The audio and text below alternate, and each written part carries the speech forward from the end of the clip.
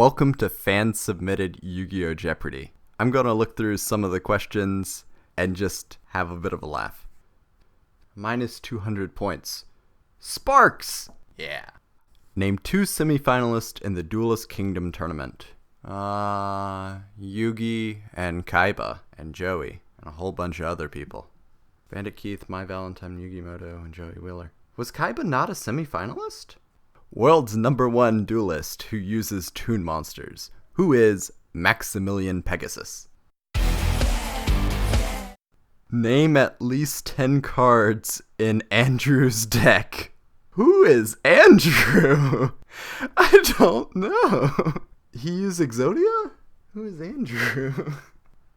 What is consult Andrew's deck for answer? Okay. I missed that one.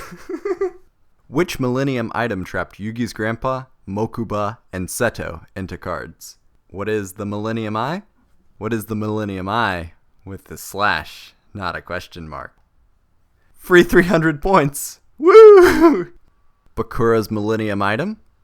What is Millennium Frisbee?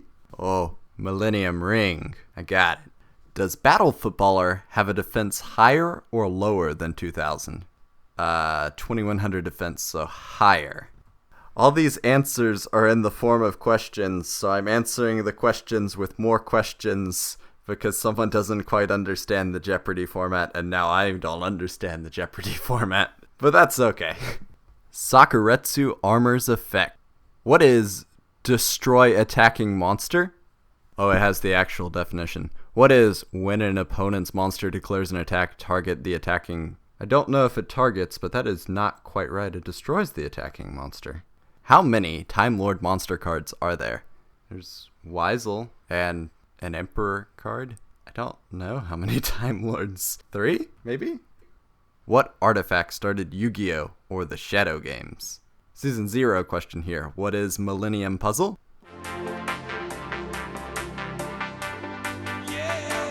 What is the first ever Yu-Gi-Oh! Card ever made? A little redundant there. Ooh, Bandai cards. What is the first Bandai card? Or are they asking, like, what's the #1 card in Legend of Blue Eyes? Or what's the first Bandai card ever printed? What's 0 in the Bandai set? Is it Blue Eyes Ultimate? Is it like that really big Blue Eyes Ultimate? What is Blue Eyes White Dragon? Okay, first one in LOB. Missed that one. What is the best Yu-Gi-Oh! Card ever made? That one's easy. I did a whole video on it. It's probably Painful Choice, but what do they say? They say Hokarthi, the creator god of light. Why? Because it's an instant win? Because it's the biggest Timmy card? How do you even get it out? What? No, Painful Choice is the best card ever printed. How many spell cards can be in a deck? 60? 40 to 60? 0? 3 if you're playing Light Aseka? I don't know. This is such a weird question. Like, what are you? Any number. We'll go with any number. What is 60? Okay. What color is a trap card? Purple? What is magenta? What is magenta? I don't even know what magenta is. What is magenta? What trap card lets you summon 1 additional monster for every 500 life points you pay? Oh, it's one of the pieces of power. It's Ultimate Offering. How many monster cards can you have on the field? Okay, so 5 in the main monster zone, plus 1 in the extra monster zone, plus if you extra link, then you could put another one in your opponent's extra monster zone, and then you could have 5 crystal beasts in your spell or trap card zone, and then you could have cards face up in the extra deck. I don't know. 12? 12 monsters? What is 5? Oh, this was before the game got complicated. What is the best spellcaster monster in Yu-Gi-Oh? Breaker? What is Breaker, the magical warrior? What is Exodia? I guess Exodia, the forbidden one, the head is spellcaster. Why? I was expecting to get trolled by Dark Magician. Why? Trap. What is an aspect of the game that has been power crept? What is Paleozoic? What is love? What is card that cannot be activated on the turn it was set? Yes, that is what a trap card is.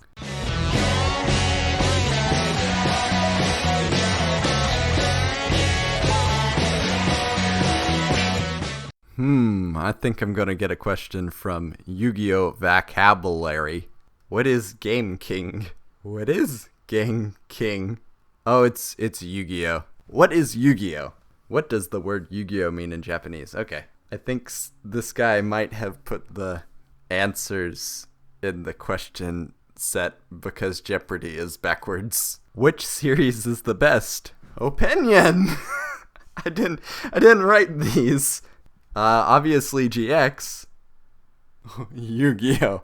Okay. Well, what did I learn about the Yu-Gi-Oh! Series today? That the fans don't understand the format of Jeopardy. They're good for a laugh. That's all I'm gonna say. This video contains spoilers for Yu-Gi-Oh! GX and Berserk. Yu-Gi-Oh! GX is my favorite series in the anime. There is no contest. GX is the first anime I ever watched in Japanese. I had been watching the anime online, and I got to the end of the English released episodes in the middle of season 3, and I just continued watching in Japanese. I sure am glad I continued. I watched the last episode of the English dub much later, and I was shocked that the main character is implied to be dead at the end of the series. The 4th season has the best scenes with Jaden by far. Yes, I will be using the English names since I was first exposed to them. So this is Jaden, this is Cyrus, this is Chaz, and this is Bastion. On the topic of characters, I am going to do a quick main cast rundown. Jaden is the best protagonist for a number of reasons. The charisma, the showcase of the novelty of archetypes, and the sheer progression of Jaden's character. First up, Jaden is likable. There is a particular je ne sais quoi that makes Jaden feel approachable, but not sacrificing dependability. Maybe it's the parasocial relationship cultivated through hundreds of hours of anime consumption, but Jaden feels like a person who perfectly straddles the line between friend and rival. Part of the appeal might be the relationship with the dual spirits, especially the members of his deck. Jaden had a great relationship with his archetype, with the elemental heroes gaining new compatriots over time, finally culminating in the arc involving Jaden gaining his boss monster and the related Neospatians. Although his deck evolved over time, the same soul always remained, showcasing the core mechanic of the series, the fusion summon. Jaden's deck had such tight thematic utility, seamlessly transitioning to every member of the hero's super archetype, from elemental to Neospatian and even evil heroes. The evil heroes in particular showcase Jaden's stint as the main antagonist. Although the original series paints a Tim as a questionable character, Jaden is actually the antagonist for a good portion of Season 3, and Cyrus gets to be the protagonist. On the subject of Cyrus, he was my favorite character growing up. Maybe because he was not the best, or a little dorky, or maybe because it was just so satisfying to see him grow out from underneath Zane's shadow and ultimately challenge the Supreme King. Jaden never planted a card into his best friend's deck to pull out a boss monster. Compared to Yugi and Joey, I choose Jaden and Cyrus any day. Although Jaden is the quintessential Slifer slacker, I swear Cyrus had the heart of the underdog. Chaz, on the other hand, lacked the spirit of the duelist. It is easy to compare him to Seto Kaiba, a rich kid with a powerful deck who continuously gets bested by a spunky protagonist whose deck contains no pathetic cards. I think Chaz actually has a better arc when compared to Kaiba. Exiled and having to rebuild his deck anew, learning to commune with the dual spirits, and ultimately embracing cards which are meaningful to him instead of those which increase win rate. Kaiba, on the other hand, just grew stronger in his obsession with the Blue Eyes White Dragon. In my opinion, Chaz was the better rival, although GX boasted a rival trio. Jaden was the Slifer Red standout, Chaz was the Obelisk Blue Paragon, and Bastion was the Raw Yellow champion. While Jaden and later incarnations of Chaz had the heart of the duelist, Bastion had the brains of a meta champion. Strategy based on empirical research rather than a hodgepodge of your favorite cards. It is bizarre to think that anyone in Duel Academy understands hypergeometric distribution, much less implemented into the deck building phase. Perhaps I owe a bit of credit to Bastion for becoming involved in the theory of card games, and ultimately this channel. The main cast was definitely distinct in GX, but what I found most powerful was the way in which everyone close to Jaden was stripped from him as the world became engulfed in waves of sorrow and isolation. The climax of Season 4 of GX is by far the highlight, as the plucky young Jaden has struggled through the slice-of-life classes, toppled the Society of Light cult, grappled with a literal manifestation of his animus, gained the power of Yubel and the Supreme King, and finally facing off against the embodiment of all negative emotion: pain, sorrow, isolation, despair. The scope of progress in GX is perhaps rivaled only by Berserk, in the moment in which Griffith encounters the sum of all human experience. The confrontation in GX does not disappoint either, as the actual duel is a grueling cage match, which somehow feels more visceral and more tense than the Leviathan, even though the stakes are equally dire. I think it comes down to presentation, and the mood of GX in the final moments is those last choked gasps of optimism in a desaturated world. Simply breathtaking. Although GX was the best anime series, I think that Duel Monsters anime had better art. The classic swords and sorcery depicted just has more appeal to me than the pulp incarnation of elemental heroes, and in particular, the monsters of the DM era stand out to me. So much so that they printed art books filled with these monsters, and I happened to buy them.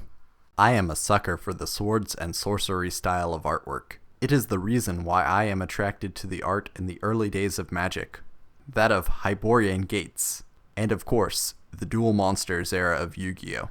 Modern Yu-Gi-Oh! Art seems divorced from the nightmare fuel which used to be printed. We have innocent little Madolche monsters, which are based on pastries. Be honest, they are so hard to imagine that Yu-Gi-Oh! Monsters used to look like this.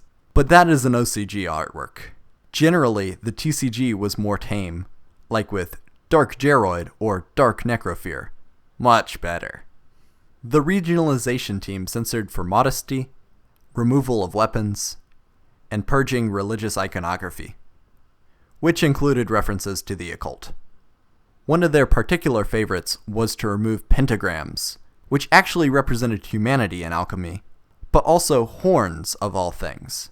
Probably leftover outrage from the Satanic Panic influencing the regionalization team. Or, adapting a manga written for the mature audience to a Y7 demographic in the US? Ah, for kids. One last note while Dark Ruler Heydaz is on screen. The name Heydaz is not a typo or censorship of Hades, the Greek god of the underworld, but rather a pun for the Japanese word for death, which is featured on cards like Death's Feral Imp. But enough on that tangent. This video is supposed to be about the officially licensed art books. Enter the Shadow Realm Monster Duel was released in April 2004, while Dueling Legends was released in September 2005. But here's the secret. They are mostly the same book. Dueling Legends has a few pages of content talking about the Leviathan and the legendary dragons, but probably 90% of the content is recycled outside of that. Speaking of content, what would you expect from the official dueling handbook? Powerful monsters? Fearsome duelists? Grueling quizzes? What was that last one? For some reason, every piece of Yu-Gi-Oh! Literature came with puzzles of some sort. I like this one. All the BFGs. Sounds like my kind of puzzle. Oh, and J's. Never mind. And before you ask, much to my dismay, I no longer have the posters which came with the books. As lovely as poster-sized versions of classic monster art would be, I have to admit that the book has excellent production value. Good print quality, very colorful backgrounds, nice selection of images, although I found a couple of production errors. Thousand Eyes Restrict is behind the text box, messing up the art, Lava Golem is not cut out properly, and what is doubly bizarre is that this is not the image on the actual card. Apparently, there was no photo available for Gozobora Kaiba, and there seems to be something off about Masked Beast Guardius, and it is not just that the name was different from the card. I seem to recall that the art in the anime being this, but I looked it up, and this is the art from the TCG release of the card. I was just taken aback by the blindfolded and bound woman trapped in the masked beast. Ah, for kids. Overall, I think the books are a bit of fluff, perfect for the duelist coffee table. During the course of the video research, I even answered a burning question that has vexed me for ages. What is the name of this monster on my Yu-Gi-Oh stacks? It's Rex Raptor's Sword Arm of Dragon, of course. And look, on the reverse page is another stacks.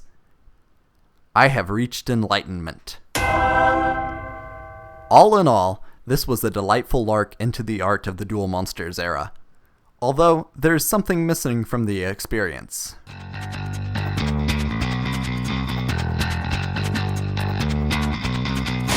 In my opinion, 4Kids gets too harsh a rap.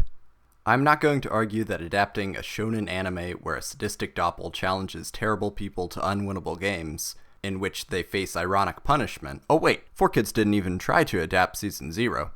Instead, they chose the series where a sadistic doppel defeats and humiliates children, occasionally sending people to the Shadow Realm. Much better choice for adaptation. I must admit, there was a hatchet job done to the Yu-Gi-Oh anime, but by comparison, the cutting room floor to One Piece was straight out of a grindhouse scene. Yo!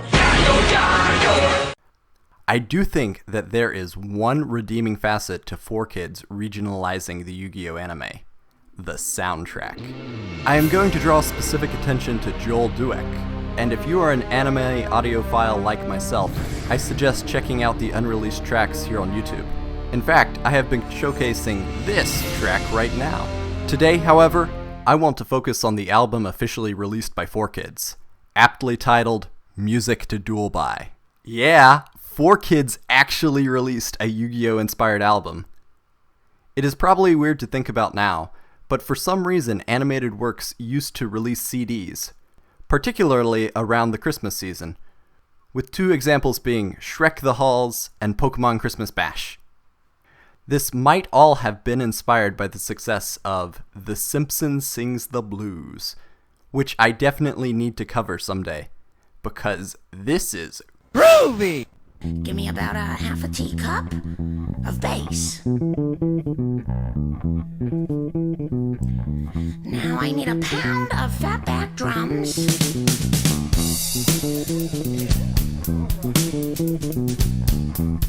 Now give me 4 tablespoons of boiling Springfield guitar. This is gonna taste all right. Delicious. But hold up! I want to get back to the Yu-Gi-Oh content before I get crushed under the weight of 1,000 copyright strikes. Music to Duel By starts off with a truly underground track, a little-known ditty called Yu-Gi-Oh Theme. But I want to focus on the less exposed entries on the CD. For instance, I learned that this sound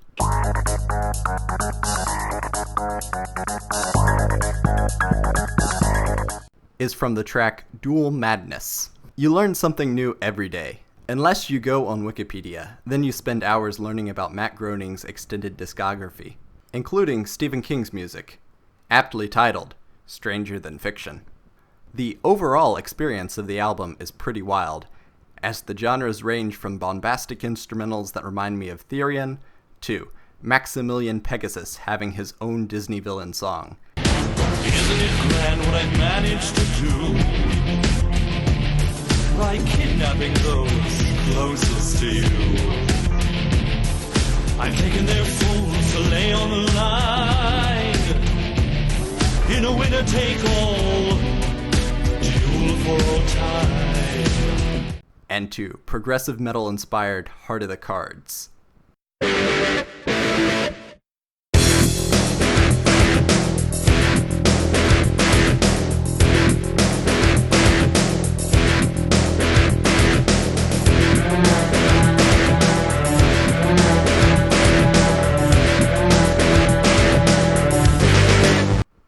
I am an unironic fan of Crush 40. I don't care what you're thinking as a jerk to me. So the hard rock renditions of moments in the Yu-Gi-Oh anime are fantastic. No Matter What is a fantastic rock ballad that depicts the moment where Joey must face Yugi as a friend and opponent in the duel. No matter what, let the game begin. No matter what, we'll be the best man away. No matter what, we're in this together. No matter what, we'll be friends forever. No matter what. The song is an opus, and clearly deserves more attention. I know I am going to edit together a dual music video set to this song sometime. I am going to leave you guys with the weirdest track on the album, though. It caught me off guard, like Can You See the Sunshine in Sonic R's soundtrack. Can you see the sun is shining on me? It makes me feel so free. Welcome to the world of Yu-Gi-Oh! Now let's commence the transformation. Welcome into the world of Yu-Gi-Oh! Into the world we go. Welcome to the world of Yu-Gi-Oh! Welcome to the world of Yu-Gi-Oh! Welcome to the world of Yu-Gi-Oh!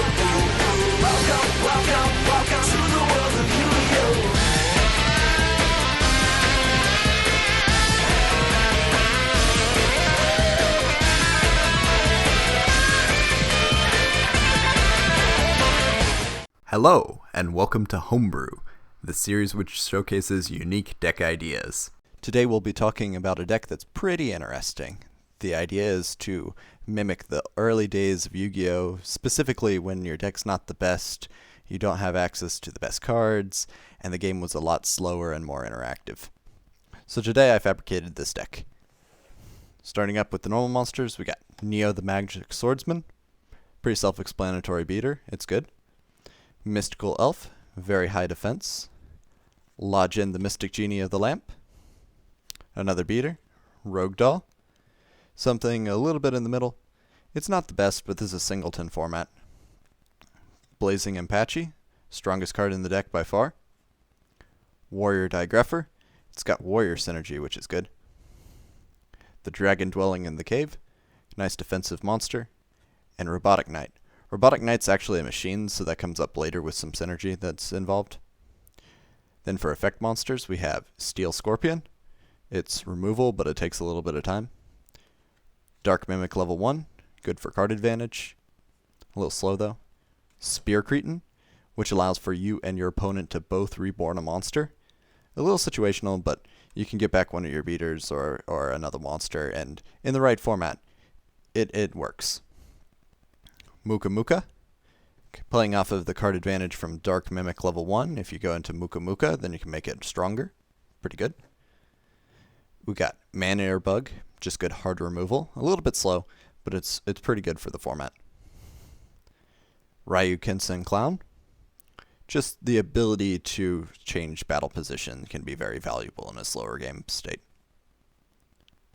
Mask of Darkness, to recycle some of your trap cards. It's good, +1, good carded economy. Dream Clown. This is actually one of the most interesting cards of the deck because it is continuous pop. Every other turn, you can switch the battle position and pop. On the same vein, we have Swarm of Locusts. Just every single turn, pop a spell or trap. It's pretty good. Got Mad Sword Beast to inflict piercing damage. If your opponent's walling up behind several small monsters, you can summon Mad Sword Beast and start pushing through for damage. Wall of Illusion, it stops most everything. It's even as strong as Blazing Apache as far as attack. Its defense can hold up, so it can return pretty much anything in the format to the hand. We got Gravekeeper's Guard, pretty similar. It's just one-time use instead of Wall of Illusion being multiple uses. Witch of the Black Forest, just generic searcher. It's really good, really strong in this format. Jirai Gumo, this gets over most anything. It can get over Wall of Illusion. It can get over your Dragon Dwelling in the Cave. Just a solid card. Sometimes you don't get the attack through, though. Pitch Black Warwolf, turn off your opponent's battle traps. Pretty self-explanatory. Mobius the Frost Monitor, this is very, very valuable. Pop 1 or 2 of your opponent's spell or trap cards when you summon it. Very strong +1. Hammer Shot, just good removal option. Fisser, another more removal option. Tribute to the Doomed, this one's a -1, but oftentimes it's a lot better than either Fisser or Hammer Shot because you can designate target. Dark Factory of Mass Production, +1. Doesn't need to talk anymore about that. Paralyzing Potion. It affects most cards in the game, but like, one of the problems is that it can't target Robotic Knight. But it's good soft removal otherwise. Next we have Malevolent Nuzzler. Just increase the attack by 700 points, and you can actually recur this one to the top of the deck if you're running out of cards, or if you really need to get over one monster after it's destroyed. Reload, it just increases the consistency of the deck. It's a free mulligan, and it's pretty fast. It's a quick play spell, so you can use it whenever. One of Poison of the Old Man. It's good. You can increase your life points in a pinch, but the 800 damage is also pretty flexible. Offerings to the Doomed. It's -1 as far as card economy, but it deals with any monster, and that's pretty good. Wabaku. It's a fog. It just buys you one turn in the game. But it can be very valuable, trading the card advantage for retaining your monsters. Blasphemous Chain. It's a little bit similar to Malevolent Nuzzler, but it has the additional effect of destroying a card when it's destroyed. So it's pretty good utility. A little bit slow because it's a trap card. Got Shift, which just changes targets, which it can be very valuable. You can surprise your opponent by activating Shift and changing the target. Skull Lair. In longer games, this is a great removal option because you can just keep banishing cards from your graveyard. There's very little recursion in this deck outside of like Dark Factory of Mass Production and Spear Cretin. So you using your graveyard cards as a resource to pop your opponent's cards can be very valuable. Rikayoro Field. Just negate spell cards. It's a little bit narrow, but it's a 1-for-1, so it's pretty good. 7 Tools of the Bandit. Negate trap cards, though 1,000 life points doesn't really matter in the long game. Occasionally it's going to come up, but most of the time just the 1-for-1 card economy is good. And then Magic Jammer. It's another neg1, but there's some really powerful spells in the format. So that's the main deck. Let's go on to the extra deck, which is every single fusion monster I have. You can't make any of them, but it's intimidating, and just throwing your opponent off balance like that is really valuable in the game. But that's pretty much the deck. Main deck, extra deck. There's no side deck. This is a fun format. It's singleton. It's designed to be competitive, but not necessarily too serious. Low power level, lots of Fs as far as card rating, but it's fun, and that's the important part. So you're coming home from the hypermarket with a brand new pack of Dark Beginnings 1, hoping to pull a holographic Pot of Greed or Snatch Steal. You're sifting through the cards, and then you get to this thing of a card. It was a black, double-sided card with text, but not rules text. These tip cards are not involved in gameplay in the least, but they offer gameplay tips, strategy, and bizarrely life advice. While doing research for the video, I found this card. It is good to hear that the messages of the anime, those being friendship and treating your opponent with respect, made it into the physical card game in some way. When Yami Yugi is not sending people to the Shadow Realm anyway. The quality of advice varied substantially. Some of it was focused on individual cards like Dark Geroid or Spirit Reaper, or early archetypes like Gravekeepers, Amazoness, and the Chessboard Archfiends. There's also a card for Guardians, but I am not sure that that counts as an archetype, even in 2004. Part of the cards boiled down to, "Buy more cards!" But I think some of the advice is actually quite salient. The advantages of normal monsters, Part 2, for example, mentions skill drain, which is still limited at the time of production. Non-spellcasting area, however, has never been meta-relevant. Deck thinning and deck shrinking seem like the same concept to me. They define deck thinning by cards which specifically tutor. For some reason, they picked the card Gather Your Mind to illustrate this. The only reason I could think that they would pick Gather Your Mind over Thunder Dragon was the combo they mentioned with Royal Magical Library. Keep in mind, this was before the best deck thinning card ever was printed, Toon Table of Contents. Deck shrinking is essentially cycling or cantrips. Cards like Jar of Greed and Upstart Goblin are good examples. Perhaps this is the inspiration behind Patrick Hoban pioneering the triple Upstart Goblin 10 years later. It seems like common knowledge that draw power is win power, but in 2004, I had someone unironically tell me that Pot of Greed was bad because if you run out of cards in the deck, you lose. He also ran a 60-card deck. Playground Yu-Gi-Oh! Was a lot more interesting. Flat is flat and that is that. I don't care about science or facts or fact. The cards which really stand out to me are the ones which talk about core strategies, like the two which deal with alternate win conditions, those being Exodia and Final Countdown.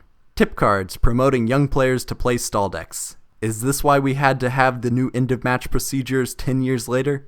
Speaking of the tournament scene, the Do Not Brag card mirrors the new privacy rule that was implemented at the time of writing.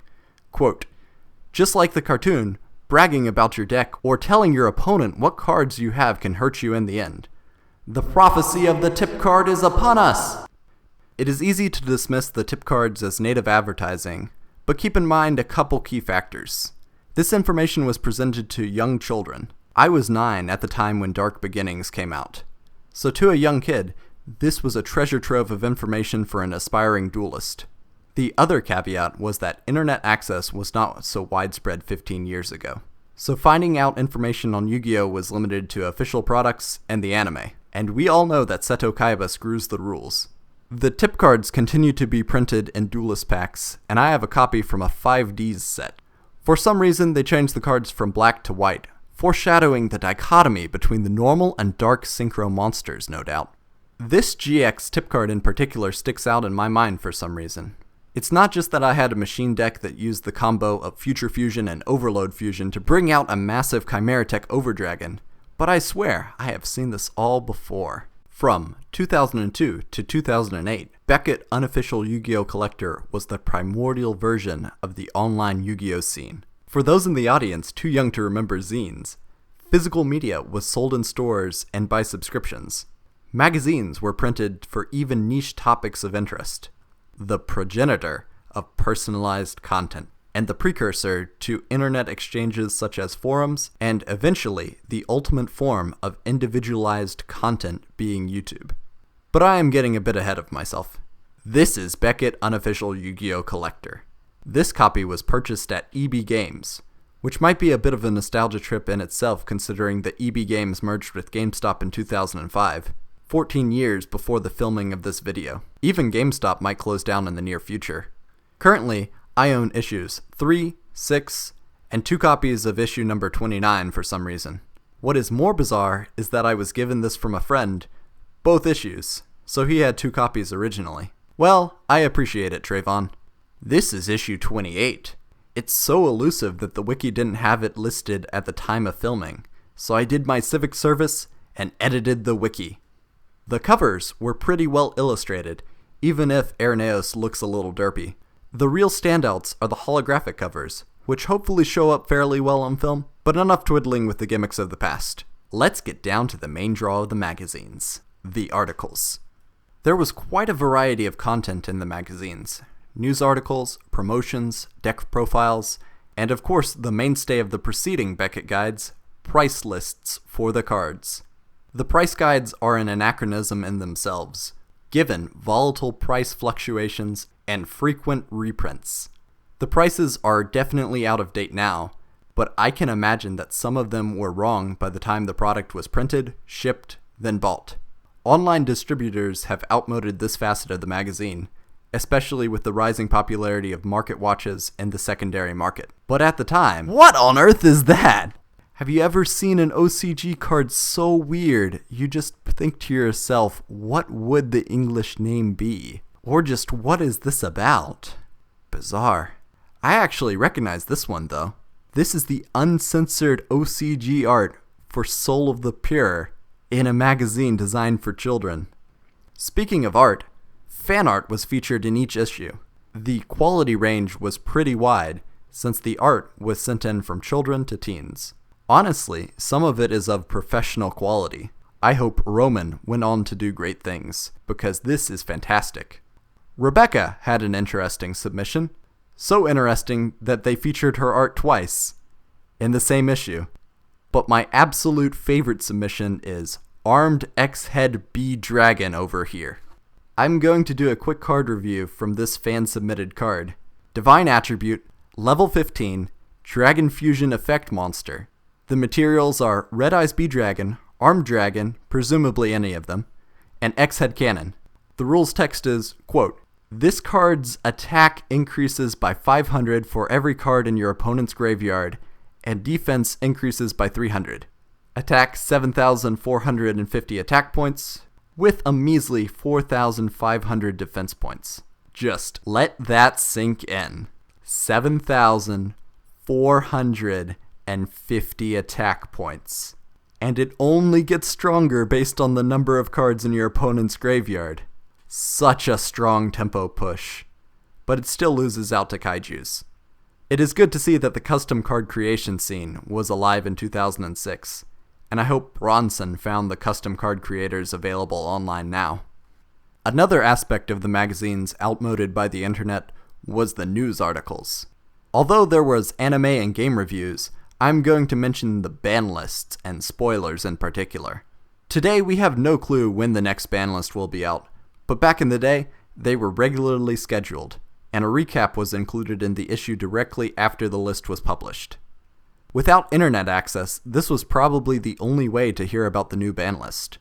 The other topic was set spoilers. The online constant drip feed of spoilers, official or otherwise, allows constant minute-to-minute updates on future products.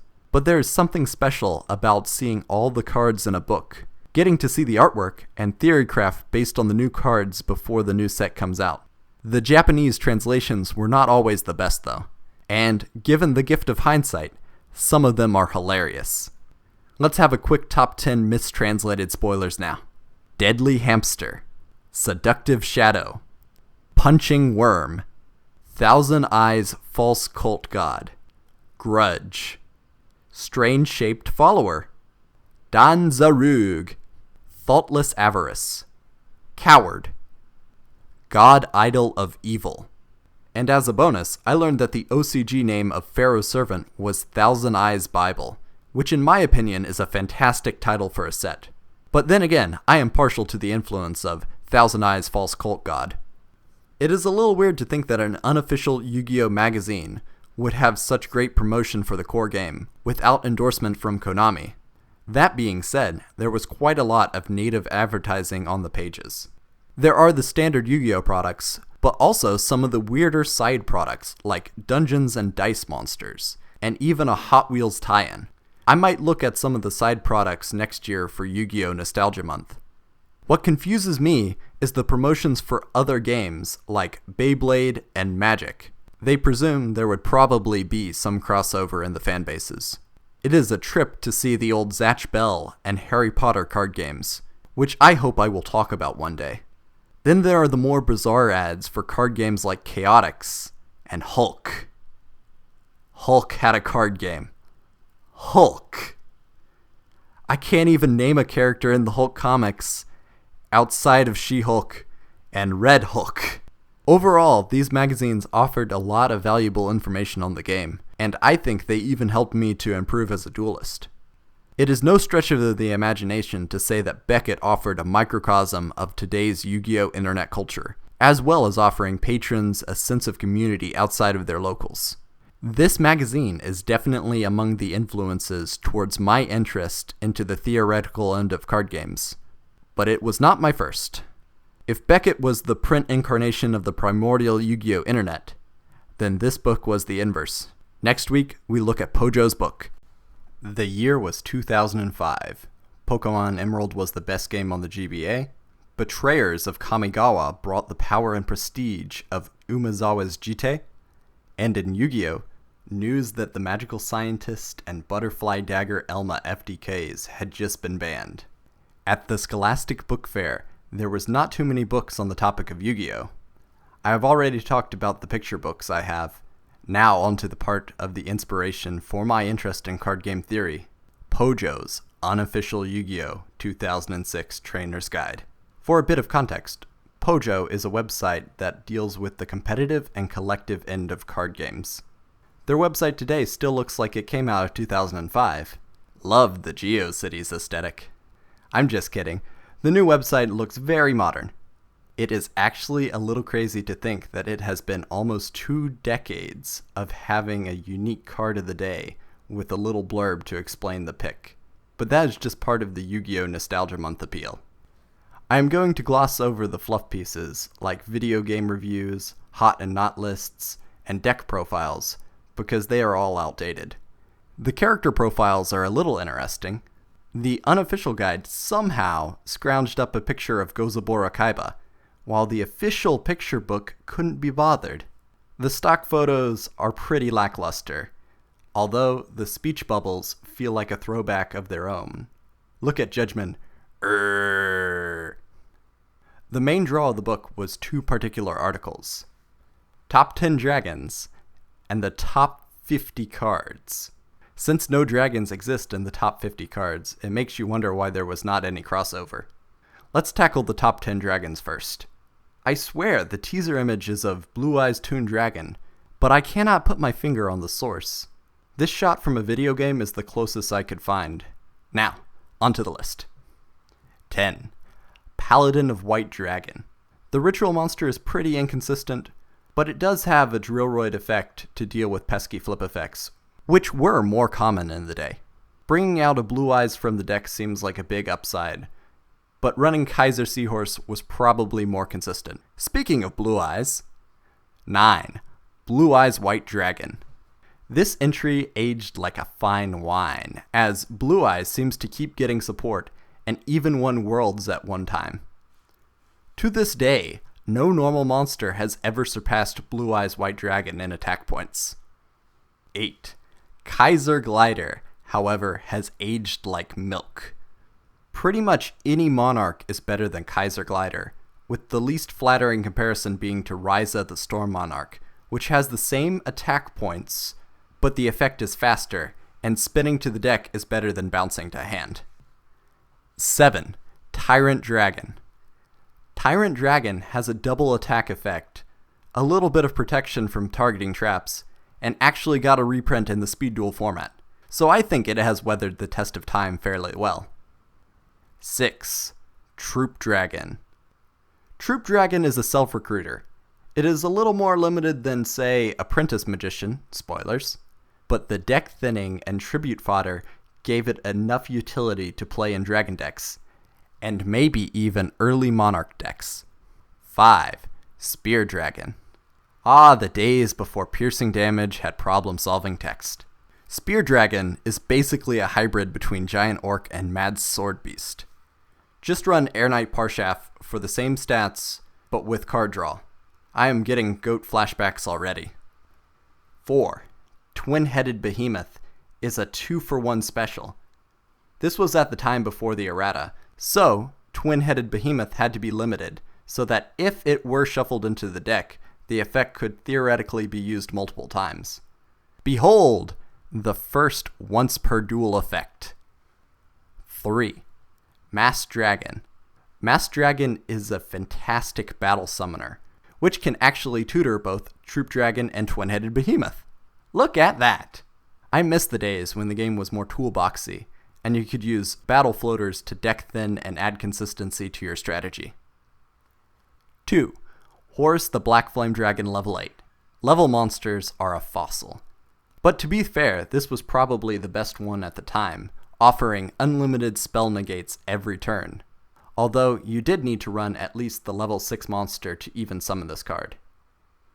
And finally, number 1. Chaos Emperor Dragon, Envoy of the End. This card was so good at the time of printing, it might be the reason why we even have a restricted list in the first place. Probably owing to the Yada lock, but even on its own, it could end games, or at least reset the board state.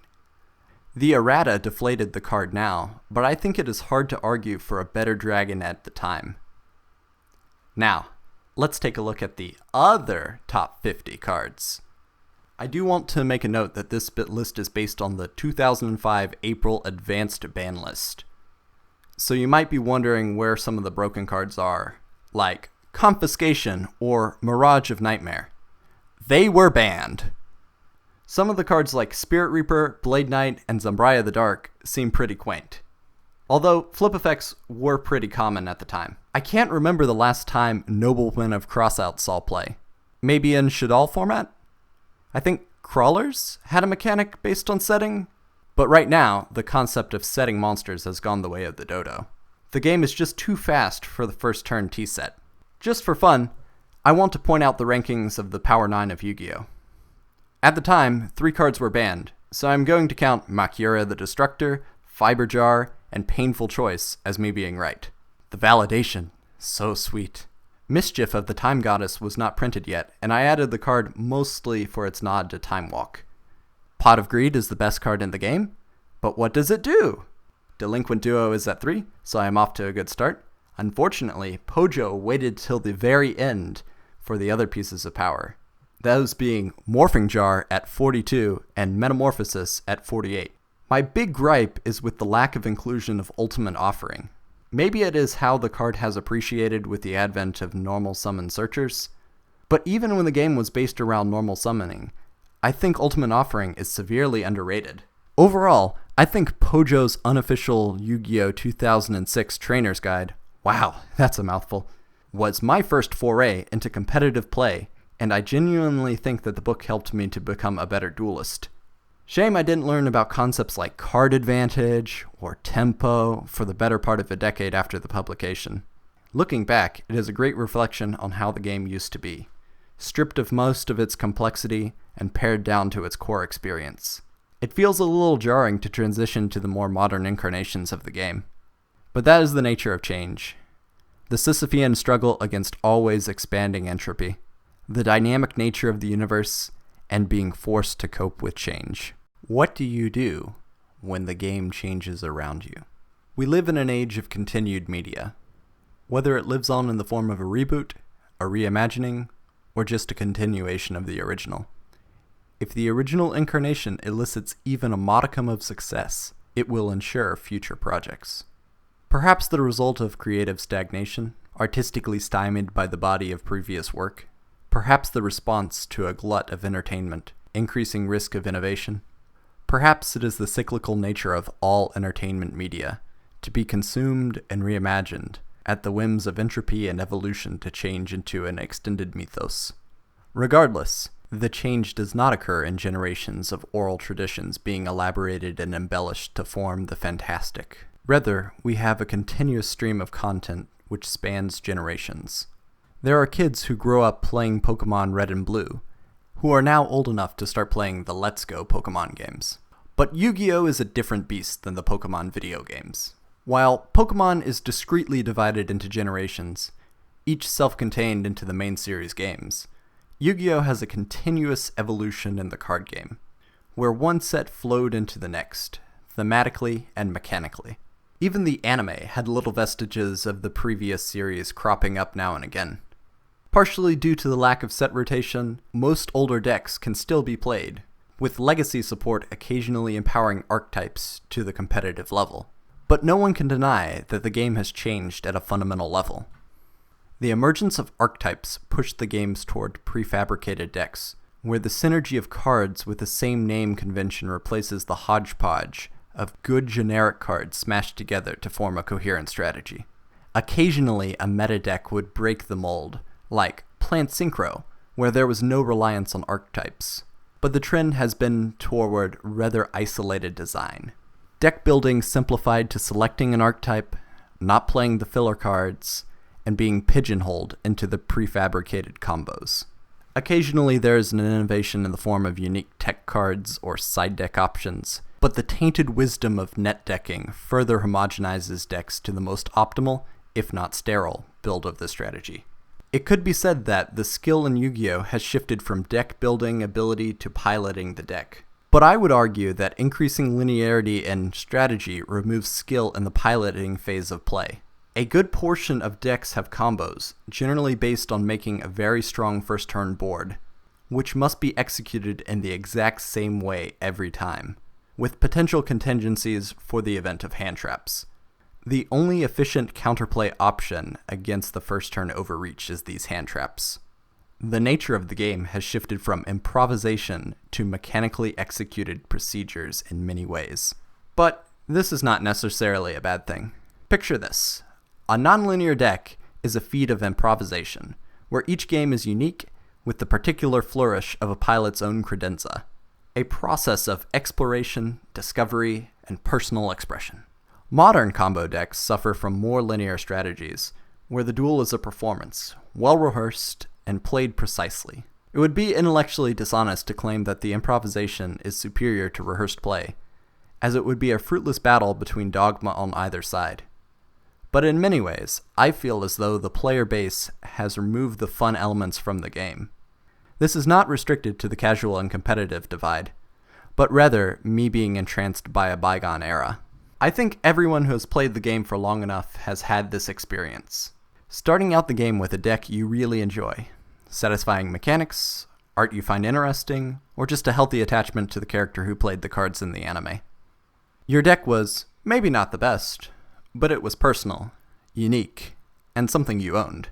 But then you start to feel the pressure to change. Whether you have access to stronger cards, or you feel the influences of the competitive spirit. First, you add a few staples to your deck, rotating out cards which were situational. Maybe add a few cards which naturally complements your deck, such as Guardian Iados and Madolches. Then perhaps the inclusion of a small package to increase the overall power level or shore up a weakness. Finally, including an engine to boost overall consistency. Piece by piece replacing every component until only the germ of the deck remains. Sometimes with every card being replaced until the deck is recognizable only in the retrospective context. It inspires comparison to the Ship of Theseus, in which the deck slowly transitions into something unrecognizable as your goals and understanding of the game evolve. Your deck is a personal expression of your individuality as a duelist. But the trend of parallelization does not affect only the homogenization of decks, but rather the cookie-cutter decks act as a synecdoche for the colossal shift in the nature of the game. Picture a time in your Yu-Gi-Oh! Career in which you were undeterred by concepts like consistency or synergy, when situational cards were included for that 1 in a million chance that the stars aligned and you could pull off a ridiculous combo. Try to recall the feeling of pulling a card from a pack and being excited, not because it was a chase secret, but just a good card which you could slot into your deck. Try to remember the feeling of those subtle optimizations of your deck, including specific tech cards like Elephant Statue of Disaster, in case of the off chance that you ever win against a discard deck, rather than generic floodgates which crowd modern side decks. Try to reflect on the speed of the game, how each turn was relatively short but filled with meaningful micro-decisions. Now think of the current state of the game.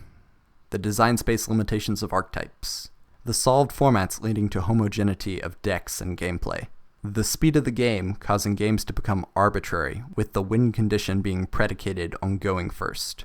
And the general lack of interaction, as the length of first turns necessitates new end-of-match procedures. I guess the dark side of nostalgia is having to confront the present. A terrible shock after the rose spectacles fall. But you still have access to the old cards. Still have the love of the game. And most importantly, you still have the memories of your favorite era. Next week, I will dive deep into my cure for the ennui of homogeneity. I think the most important thing for 90% of players should be remembering to have fun with the game. Unless you are playing the game professionally, you should be trying to enjoy each game. It is easy to fall into a trap of myopia, based entirely on win percentage, especially when your enjoyment is subordinate to your performance. There is not a systemic problem with competition, though. There may be a deceptive appeal, the seduction of success. To me, the most engaging games are ones with a good rhythm, where tempo swings from turn to turn. Either player can win at any point, with each decision and resource being used being enough to turn the tide of the game. In short, an exciting game is preferable to winning. Those games in which you are taken aback by your opponent's creativity, not necessarily because they were breaking into the format with a novel idea, but rather being so bold as to try something wacky without fear of failure. There are special moments in everyone's interaction with the game where your understanding of the game is fundamentally challenged by someone doing something so out of left field. As my first piece of advice, play interesting decks. This could be anything. Try out an archetype that stands out to you. Yu-Gi-Oh! Is saturated with different deck options. Not just the dozen list which get net decked. Even when net decking, though, there's a huge variety of decks from mad deck builders who are motivated by experimentation. But the potential doesn't stop there. You are able to add your own unique spin on decks. Whether teching in your favorite cards into an existing established deck, or building a creation unique to you, just a little variation can diversify gameplay and increase enjoyment. Of course, this advice applies to all formats, but sometimes it is important to branch out from the current environment. My second piece of advice: try new formats. Yu-Gi-Oh! Has a bit of weakness in this respect, as sanctioned play is almost exclusively in the advanced format, but there is a wealth of player-created formats. GOAT format is valued by many players as the pinnacle of skill and interaction. Yu-Gi-Oh! Was an expansion of GOAT format, intended to introduce new cards into the format without removing the skill and strategy. Tag and free-for-all are dueling styles which change the game into a chaotic jumble, although you should probably take the format less serious than I did as a kid. I have some typed up rules talking about tag formats, and even describing niche rulings to prevent arguing. It is really interesting to look at something I typed up with my neighbor a decade or so ago. On the last page, there is room for signatures. My mom is a notary, so maybe we could have had this legally binding. I do want to point out that Konami used to have official rules for tag format, and we even printed them out after writing our own. The final format I want to point out is one that really deserves its own video one day. Trinity format is not just a format, but a colossal shift in the way the game is played. It has a new master rule which limits the number of summons per turn.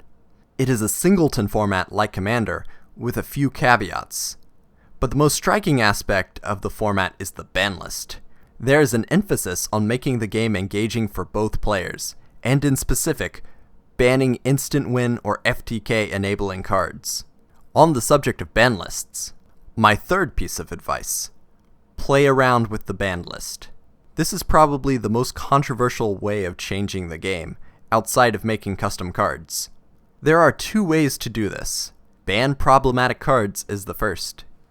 Getting rid of floodgates, alternative win conditions, or overpowered cards which remove enjoyment from the game can help to make the game more engaging, allowing for more give and take in a lot of matchups. I have personally invoked a gentleman's ban on Snatch Steal, because the card was so swingy that it would steal games.